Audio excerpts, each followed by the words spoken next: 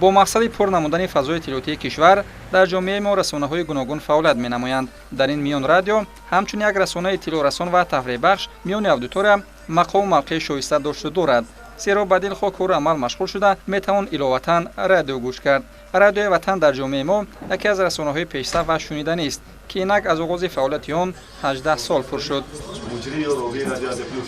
من فکر میکنم که رسالتی همه گونه رادیو، خو رادیوی خصوصی، خو رادیوی دولتی و من در مجموع رادیوی رسالتش این با مردم رساندن اطلاع دقیق سری وقتی است.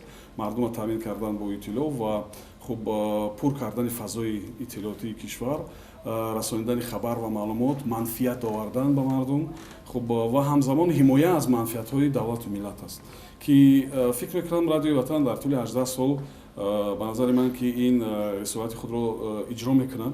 اما برای ما همیشه هم برای که رادیوی ما وطن نام دارد و هم برای که ما دوستداری وطن بسیار زیبا و محبوب هستیم به نام تاجیکستان، منفعت وطن برای ما همیشه در مد اول بود و از همه بالا بود و ما در ادامه هم کوشش میکنیم که بازم از دستاوردها، از پیشرفت، از نوگونی، از خب یکی دستاوردهایی که واقعا بی‌نظیر هستند در سال‌های استقلال قصه کنیم با مردم برسانیم و برای مردم سرود موسیقی خوب پیشنهاد کنیم، برنامه‌های جالب و با منفعت پیشنهاد کنیم و در مجموع در کنار مردم و برای مردم باشیم.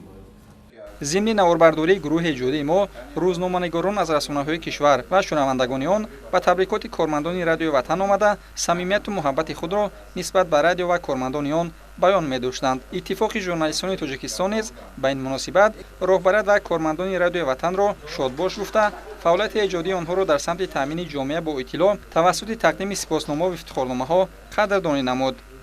باعث خوشی است که در فضای اطلاعاتی تاجیکستان در برابر رسانه‌های دولتی از جمله رادیوهای دولتی، رادیوهای مستقل فعالیت می‌کنند و آنها در برابر رادیوهای دولتی برای پورا نمودن فضای اطلاعاتی کشور سهم می‌گیرند و در قطار این رادیوها از اولین رادیوهایی که بسیار هم دوست داشتنی است، بسیار هم همراه مردم است، همراه مردم است، این رادیوی وطن میباشد. بچه‌ها در مدت یعنی 18 سال ثابت نمودند که اینا میتوانند همچون یک رسانه ملی، همچون یک رسانه وطنی برای پورا نمودن فضای اطلاعاتی کشور سهم گذارند و در آن که امروز وطن همچون برند شناخته می شود، وطن همچون عنوانی شایسته انتخاب می گردد، وطن همچون رادیوی محبوب محسوب می یابد، سهم هر کدام شما، هم کارمندان اوله، هم راهبران اوله، هم راهبران امروزه، هم کارمندان عادی تا راهبریت سهم گذار هستند. صبحی وطن، پرس کلوب، مولیه من، اخبار مولیه و اقتصاد، انترکت، گلباغی سخن، صفدر، بیمار مشو، حقوق من، گفتگوهای کشاورزی و شب درو از جمله برنامه‌های جالب و شنیدنی رادیو وطن است که میان شنوندگان محبوبیت خاص دارند. در استودیو مطلوبه دودی خدا. салом самиёни азиз, сархати хабарҳои ин соатро бишнавед. Санаи ба таътил рафтани хонандагони тоҷик маълум шудааст. барномаи иттилоотии гардиш дар таҳия ва пешниҳоди матлубаи доди худо аз муваффақтарин нашрҳои хабарӣ дар радиоҳои кишвар аст ки рӯзи 11 нашр мустақиму бетакрор пахш мешавад. махсусияти ин барнома дар он аст ки дар муддати кӯтоҳ хабарҳои шуниданӣ ва рӯйдоду воқеаҳое ки ҷомеа бештар донистан мехоҳад ба сомиён расонида мешавад. зимни суҳбат бо мо директори кулли радиои ватан Субҳон Ҷалилов доир ба вижагиҳои радиои тиҷоратӣ чунин ибрози андеша намуд. дар радиои тиҷоратӣ аввалтар аз ҳама масалан мо ба назар мегирем ки барнома барои кадом гурӯҳи мардум аст, ки онро мешунавад, ки барои он барнома метавонад ки харидори потенсиалӣ бошад. ба хотири он ки дар радиои хусусӣ ки манбаи даромадаш ин таблиғот аст ва ҷалби рекламадиҳандаҳо аст, ба назар гирифтани мавқеи онҳо, завқи онҳо ҳам бисёр муҳим аст. яъне мо дар баробари он ки завқи дар маҷмӯъ шунавандаро ба инобат мегирем, завқи рекламадиҳандаҳоро дар алоҳидагӣ ба инобат мегирем. яъне онҳо чӣ мехоҳанд, чӣ гуна барнома мехоҳанд, чӣ суруда мехоҳанд бишнаванд, хуб кадом вақти масалан мувофиқа барои таблиғшон интихоб мекунанд.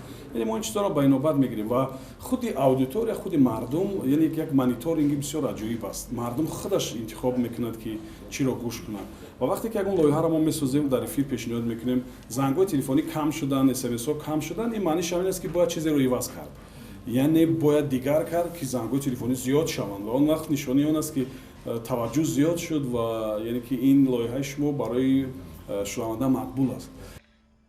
ба андешаи масъулини ин радио таҷриба нишон медиҳад ки бо дигар шудани вазъ тағйирот дар фазои иттилоотии кишвар ба сатҳи нав ворид шудани радиоҳои замони нав дигар шудани талаботи шунавандаҳои муосир шаклу сохти барномаҳои радиоӣ ҳам бояд тағйир ёбанд ва беҳтар шаванд. Шунаванда ҳамон вақт ба барномаҳои радиоӣ таваҷҷӯҳ мекунад ва боварӣ хоҳад дошт ки воқеияти рӯзгори ӯ дар онҳо акс ёбад. барои болобурди сатҳи дониши ӯ мисли донишҳои ҳуқуқӣ иқтисодӣ ва сиёсӣ мусоидат кунанд. масъулини ин радио низ талош доранд ки мувофиқ ба ин меъёр барнома таҳия намуда талаботи шунавандаро қонеъ созанд.